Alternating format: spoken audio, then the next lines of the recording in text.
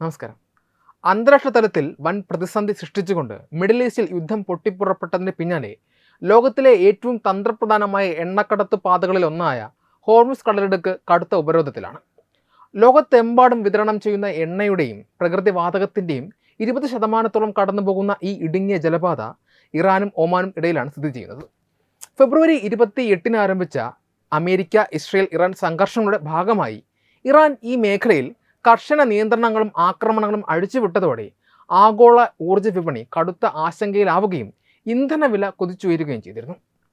April 9 പ്രഖ്യാപിച്ച താൽക്കാലിക വെടിനിർത്തലിന് ശേഷവും ഈ മേഖലയിലെ നാവിക ഗതാഗതം പൂർണ്ണതോതിൽ പുനഃസ്ഥാപിക്കുവാൻ ഇതുവരെയും കഴിഞ്ഞിട്ടില്ല. ഇത്തരമൊരു കടുത്ത യുദ്ധസമാനമായ സാഹചര്യത്തിലും ഹോർമുസ് കടലിടുക്കിലൂടെ തങ്ങളുടെ എണ്ണക്കപ്പലുകൾ സുരക്ഷിതമായി കടത്തിവിട്ടുകൊണ്ട് ഭാരതം കാട്ടുന്ന നയതന്ത്ര മികവ് അന്താരാഷ്ട്ര തലത്തിൽ വലിയ ശ്രദ്ധ നേടുകയാണ്. ഹോർമുസ് കടലിടുക്കിൽ ഇറാന് വലിയ ഭൂമിശാസ്ത്രപരമായ മേൽക്കൈ ഉള്ളതിനാൽ തന്നെ തങ്ങളെ ആക്രമിക്കുന്ന രാജ്യങ്ങളുമായി ബന്ധമുള്ള കപ്പലുകളെ അവർ ലക്ഷ്യമിടുന്നു.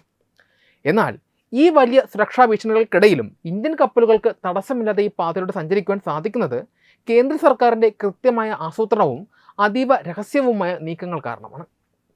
വിവിധ മന്ത്രാലയങ്ങളെ ഏകോപിപ്പിച്ചുകൊണ്ട് അണിയറയിൽ നടക്കുന്ന ഈ നീക്കങ്ങളെക്കുറിച്ച് കേന്ദ്ര ഷിപ്പിംഗ് മന്ത്രാലയത്തിലെ ഉന്നത ഉദ്യോഗസ്ഥർ കഴിഞ്ഞ ദിവസം ദില്ലിയിൽ നടന്ന യോഗത്തിൽ ചില സൂചനകൾ നൽകുകയുണ്ടായി. സുരക്ഷാ കാരണങ്ങളാൽ ഇന്ത്യയും ഇറാനും തമ്മിലുള്ള ഏകോപനം എങ്ങനെയാണ് പ്രവർത്തിക്കുന്നതെന്നോ ഇതിൻ്റെ സാങ്കേതിക വശങ്ങൾ എന്തൊക്കെയാണെന്നോ പൂർണ്ണമായി വെളിപ്പെടുത്തുവാൻ മന്ത്രാലയം തയ്യാറായിട്ടില്ല. എങ്കിലും വിദേശകാര്യ മന്ത്രാലയം വഴിയാണ് ഈ നിർണായകമായ സുരക്ഷിത പാത ഒരുക്കുന്നതെന്ന് അധികൃതർ സ്ഥിരീകരിച്ചിട്ടുണ്ട്. ഇത്തരമൊരു പ്രതിസന്ധി ഘട്ടത്തിൽ ഏതെല്ലാം കപ്പലുകൾക്ക് മുൻഗണന നൽകി ആദ്യം കടത്തിവിടണം എന്ന് തീരുമാനിക്കുന്നത് ഒരു പ്രത്യേക സമിതിയാണ്. കേന്ദ്ര തുറമുഖ ഷിപ്പിംഗ് മന്ത്രാലയം, പെട്രോളിയം പ്രകൃതിവാതക മന്ത്രാലയം, വളം നിർമ്മാണ മന്ത്രാലയം എന്നിവർ സംയുക്തമായിട്ടാണ് ഈ മുൻഗണനാ പട്ടിക തയ്യാറാക്കുന്നത്. രാജ്യത്തിന് ഏറ്റവും അടിയന്തരമായി ആവശ്യമുള്ള അസംസ്കൃത എണ്ണ, LPG, രാസവളങ്ങൾ എന്നിവയുമായി വരുന്ന കപ്പലുകൾക്കാണ് ആദ്യഘട്ടത്തിൽ സുരക്ഷിത പാത ഒരുക്കുന്നത്. നിലവിലെ കണക്കുകൾ പ്രകാരം 13ഓളം ഇന്ത്യൻ പതാക ഘടിപ്പിച്ച കപ്പലുകൾ ഈ മേഖലയിൽ ഇപ്പോഴും വിജയകരമായി സർവീസ് നടത്തുന്നുണ്ട്.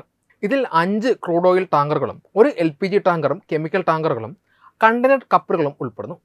ആഗോളതലത്തിലെ വൻകിട ഷിപ്പിംഗ് കമ്പനികൾ പോലും ഈ വഴി പൂർണ്ണമായി ഉപേക്ഷിച്ചപ്പോഴാണ് ഭാരതം തങ്ങളുടെ ഊർജ്ജ സുരക്ഷ ഉറപ്പാക്കാൻ ഈ ധീരമായ നീക്കം നടത്തുന്നത്.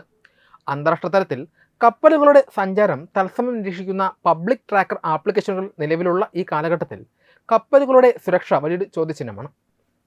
ആർക്കും പണം നൽകി സബ്സ്ക്രിപ്ഷൻ എടുത്ത് പരിശോധിക്കാവുന്ന ഇത്തരം വിവരങ്ങൾ ശത്രുക്കൾ ദുരുപയോഗം ചെയ്യാൻ സാധ്യതയുണ്ടോ എന്ന ആശങ്ക പരക്കുന്നുണ്ട്. എങ്കിലും നിലവിൽ ഈ ഡാറ്റ കപ്പലുകളെ കൃത്യമായി നിരീക്ഷിക്കുവാൻ ഇന്ത്യൻ അധികൃതരെയും സഹായിക്കുന്നുണ്ട്. വിവരങ്ങൾ പൊതുമധ്യത്തിൽ ലഭ്യമാണ് എങ്കിലും ഇറാനുമായുള്ള ശക്തമായ ഉഭയകക്ഷി നയതന്ത്ര ബന്ധമാണ് ഇന്ത്യൻ കപ്പലുകൾക്ക് നേരെയുള്ള ആക്രമണ സാധ്യതകൾ ഇല്ലാതാക്കുന്നത്. യുദ്ധം കൊടുമ്പിരി കൊണ്ട ഫെബ്രുവരി അവസാന വാരത്തിന് ശേഷം ശിവാലിക്, നന്ദാദേവി, ജഗ് ലാഡ്കി, പൈൻ ഗ്യാസ്, ജഗ് വസന്ത് തുടങ്ങിയ നിരവധി ഇന്ത്യൻ കപ്പലുകളാണ് ഹോർമുസ് കടലിടുക്ക് വിജയകരമായി മുറിച്ചു കടന്നത്. ഈ പ്രതിസന്ധി ഘട്ടത്തിലും ഇന്ത്യ പുലർത്തുന്ന ഈ അസാധാരണമായ നയതന്ത്ര നീക്കം രാജ്യത്തിൻ്റെ ആഭ്യന്തര വിപണിയിൽ ഇന്ധനക്ഷാമം ഉണ്ടാകാതിരിക്കാൻ വലിയ തോതിൽ സഹായിച്ചിട്ടുണ്ട്. ആഗോള എണ്ണ വിപണിയിലെ വൻ ശക്തികളായ അറബ് രാജ്യങ്ങളുമായും ഒപ്പം ഇറാനുമായും ഒരേ സമയം നല്ലൊരു സൗഹൃദം നിലനിർത്തുവാൻ ഇന്ത്യക്ക് സാധിക്കുന്നു എന്നതിൻ്റെ തെളിവ് കൂടിയാണിത്. അമേരിക്കയും ഇസ്രയേലും ഏർപ്പെടുത്തുന്ന ഉപരോധങ്ങളെ മറികടക്കാൻ ഇന്ത്യ നടത്തുന്ന ഈ അണിയറ നീക്കങ്ങൾ പശ്ചിമേഷ്യൻ രാഷ്ട്രീയത്തിൽ ഇന്ത്യയുടെ സ്വാധീനം എത്രത്തോളം ഉണ്ടെന്ന് വ്യക്തമാക്കുന്നു. വരും ദിവസങ്ങളിൽ പൂർണ്ണമായ വെടിനിർത്തൽ യാഥാർത്ഥ്യമാവുകയും ഹോർമുസ് പാത സാധാരണ നിലയിലാവുകയും ചെയ്യുന്നതുവരെ ഈ പ്രത്യേക സുരക്ഷാ ഏകോപനവുമായി മുന്നോട്ട് പോകുവാനാണ് കേന്ദ്ര സർക്കാരിൻ്റെ തീരുമാനം. പശ്ചിമേഷ്യയിൽ യുദ്ധസമാനമായ സാഹചര്യങ്ങൾ നിലനിൽക്കുമ്പോഴെല്ലാം ആഗോള സാമ്പത്തിക രംഗത്തെ ഏറ്റവും കൂടുതൽ ഭയപ്പെടുത്തുന്നത് ഹോർമുസ് കടലിടുക്കിൻ്റെ സുരക്ഷയെക്കുറിച്ചുള്ള ആശങ്കകളായിരുന്നു. ലോകത്തിലെ ഏറ്റവും വലിയ എണ്ണ ഇറക്കുമതി രാജ്യങ്ങളിൽ ഒന്നായ ഭാരതത്തെ സംബന്ധിച്ചിടത്തോളം തങ്ങളുടെ ആഭ്യന്തര ഊർജ്ജ സുരക്ഷ നിലനിർത്താൻ ഹോർമുസ് കടലിടുക്കിലെ സമാധാനം അത്യന്താപേക്ഷിതമാണ്. ഈ പശ്ചാത്തലത്തിൽ ഹോർമുസ് കടലിടുക്കിന് പകരമായി മറ്റ് ഇതര വ്യാപാര കപ്പൽ പാതകൾ കണ്ടെത്തുവാൻ ഇന്ത്യ ദീർഘകാലമായി വലിയ ശ്രമങ്ങൾ നടത്തുന്നുമുണ്ട്. ഇത്തരം ബദൽ മാർഗങ്ങൾ കണ്ടെത്താനുള്ള ഭാരതത്തിൻ്റെ ശ്രമങ്ങൾ എത്രത്തോളം വിജയിക്കുന്നു എന്നതും അതിനപ്പുറം എന്തുകൊണ്ടാണ് ഇന്ത്യക്ക് ഈ തന്ത്രപ്രധാന പാത പൂർണ്ണമായി ഒഴിവാക്കാൻ കഴിയാത്തത് എന്നതും സമഗ്രമായി വിലയിരുത്തേണ്ട ഒന്ന് തന്നെയാണ്. ഹോർമുസ് കടലിടുക്കിനെ ആശ്രയിക്കുന്നത് കുറയ്ക്കുന്നതിനായി ഇന്ത്യ പ്രധാനമായും വികസിപ്പിച്ചെടുത്തത് ഇറാനിലെ ചബഹാർ തുറമുഖവും അതോടൊപ്പം ചേർന്നുള്ള അന്താരാഷ്ട്ര വടക്ക് തെക്ക് ഗതാഗത ഇടനാഴിയുമാണ്.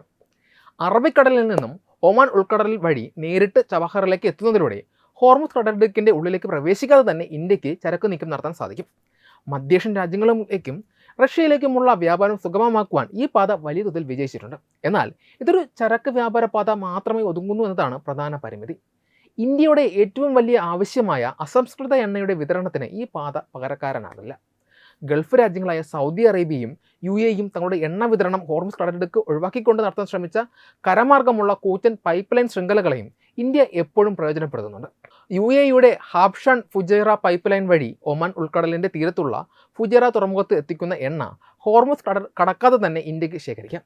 ഈ ശ്രമങ്ങൾ ഭാഗികമായി വിജയമാണ് എങ്കിലും ഇന്ത്യയുടെ ഭീമമായ ആവശ്യങ്ങൾ നിറവേറ്റാൻ ഈ പൈപ്പ് ലൈൻ ശേഷിക്ക് നിലവിൽ സാധ്യമല്ല.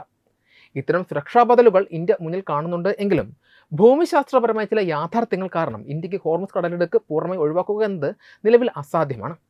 ഭാരതം തങ്ങളുടെ അസംസ്കൃത എണ്ണയുടെയും പാചകവാതകത്തിൻ്റെയും വലിയൊരു പങ്ക് ഇറക്കുമതി ചെയ്യുന്നത് Iraq, Saudi Arabia, Kuwait, Qatar തുടങ്ങിയ പേർഷ്യൻ ഗൾഫിൻ്റെ ഉള്ളിൽ സ്ഥിതി ചെയ്യുന്ന രാജ്യങ്ങളിൽ നിന്നാണ്.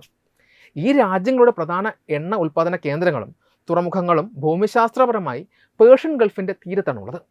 അവിടെയുള്ള കപ്പലുകൾക്ക് പുറം കടലിലേക്ക് കടക്കാൻ ഹോർമുസ് കടലിടുക്ക് എന്ന ഒരൊറ്റ സ്വാഭാവിക ജലപാത മാത്രമേ പ്രകൃതി ഒരുക്കിയിട്ടുമുള്ളൂ. ഈ രാജ്യങ്ങൾക്കെല്ലാം തങ്ങളുടെ മുഴുവൻ എണ്ണ ഉൽപ്പാദനവും പൈപ്പ് ലൈൻ വഴി പുറത്തെത്തിക്കാനുള്ള സാങ്കേതിക സാഹചര്യം ഇല്ലാത്തതിനാൽ ഹോർമുസ് വഴി കപ്പലുകൾ അയക്കുകയല്ലാതെ മറ്റ് മാർഗങ്ങളൊന്നും നിലവിലില്ല.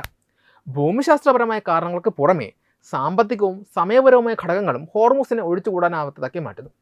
പേർഷ്യൻ ഗൾഫിൽ നിന്നും ഇന്ത്യൻ തീരങ്ങളിലേക്ക് എണ്ണ എത്തിക്കാൻ ഏറ്റവും ചെലവ് കുറഞ്ഞതും വേഗതയേറിയതുമായ മാർഗം ഹോർമുസ് കടലിടുക്കിലൂടെയുള്ള നേരിട്ടുള്ള കപ്പൽ യാത്ര തന്നെയാണ്. മറിച്ച് കരമാർഗമുള്ള പൈപ്പ് ലൈനുകളെയോ മറ്റ് സങ്കീർണമായ ഇതര നാവിക പാതകളെയോ അമിതമായി ആശ്രയിച്ചാൽ ട്രാൻസ്ഷിപ്മെൻറ്റ് ചാർജുകളും ദൂരവും വർദ്ധിക്കുകയും അത് ഇന്ത്യയിലെ ഇന്ധനവില നിയന്ത്രണാതീതമായി ഉയരുവാൻ കാരണമാവുകയും ചെയ്യും. കൂടാതെ ഇന്ത്യയിലെ ദശലക്ഷക്കണക്കിന് വീടുകളിലേക്ക് ആവശ്യമായ LPG, ദ്രവീകൃത പ്രകൃതി വാതകം അഥവാ LNG എന്നിവയുടെ പ്രധാന സ്രോതസ്സും ഖത്തറും സൗദിയുമാണ്. ഗ്യാസ് രൂപത്തിലുള്ള ഇത്തരം ഇന്ധനങ്ങൾ ദീർഘകാലം പൈപ്പ് ലൈനുകളിലൂടെ കരമാർഗം എത്തിക്കുന്നത് വലിയ സുരക്ഷാ വെല്ലുവിളികൾ ഉയർത്തുന്നതിനാൽ പ്രത്യേകതരം ക്രയോജനിക് കപ്പലുകളിൽ ഹോർമുസ് വഴി തന്നെ ഇവ ഇന്ത്യയിലേക്ക് കൊണ്ടുവരേണ്ടി വരും. ചുരുക്കത്തിൽ ഹോർമുസ് ഇതര വഴികൾ കണ്ടെത്താനുള്ള ഇന്ത്യയുടെ ശ്രമങ്ങൾ ഭാഗികമായ വിജയങ്ങളും തന്ത്രപരമായ മുന്നേറ്റങ്ങളും സമ്മാനിക്കുന്നുണ്ട് എങ്കിലും പേർഷ്യൻ ഗൾഫിലെ ഊർജ്ജ നിക്ഷേപത്തിൻ്റെ ഭൂമിശാസ്ത്രപരമായ സ്ഥാനം കാരണം ഹോർമുസ് കടലിടുക്കിനെ പൂർണ്ണമായി മാറ്റിവെക്കാൻ ഇന്ത്യക്കോ മറ്റ് ആഗോള ശക്തികൾക്കോ സാധ്യമല്ല. ഇതുകൊണ്ടാണ് ഈ പാതയിൽ ഒരു യുദ്ധമുണ്ടാകുമ്പോൾ ബദൽ വഴികൾ തേടുന്നതിനൊപ്പം തന്നെ തങ്ങളുടെ ശക്തമായ നയതന്ത്ര സ്വാധീനവും ഇറാനുമായുള്ള നല്ല സൗഹൃദവും ഉപയോഗിച്ച് ഹോർമുസ് കടലിടുക്കിലൂടെയുള്ള ഇന്ത്യൻ കപ്പലുകളുടെ യാത്ര സുരക്ഷിതമാക്കാൻ കേന്ദ്ര സർക്കാർ എപ്പോഴും അതീവ പ്രാധാന്യം നൽകുന്നത്. വെബ് ഡെസ്ക് തത്വമൈ ന്യൂസ്. HIV അണുബാധ സന്തോഷപൂർണമായ ഒരു ജീവിതത്തിന് തടസ്സമല്ല. HIV അണുബാധയ്ക്ക് ഫലപ്രദമായ ചികിത്സ ഇന്ന് ലഭ്യമാണ്. ഇതിന് യഥാസമയം അണുബാധ കണ്ടെത്തുന്നതും കാലേക്കൂട്ടി ചികിത്സ നടത്തേണ്ടതും അത്യാവശ്യമാണ്. സൗജന്യമായ ചികിത്സയും മാർഗനിർദ്ദേശങ്ങളും സർക്കാർ ആശുപത്രികളിലെ ART അഥവാ ഉഷസ് കേന്ദ്രങ്ങളിൽ ലഭ്യമാണ്. ആരോഗ്യ സംരക്ഷണം ഓരോരുത്തരുടെയും ഉത്തരവാദിത്തമാണ്.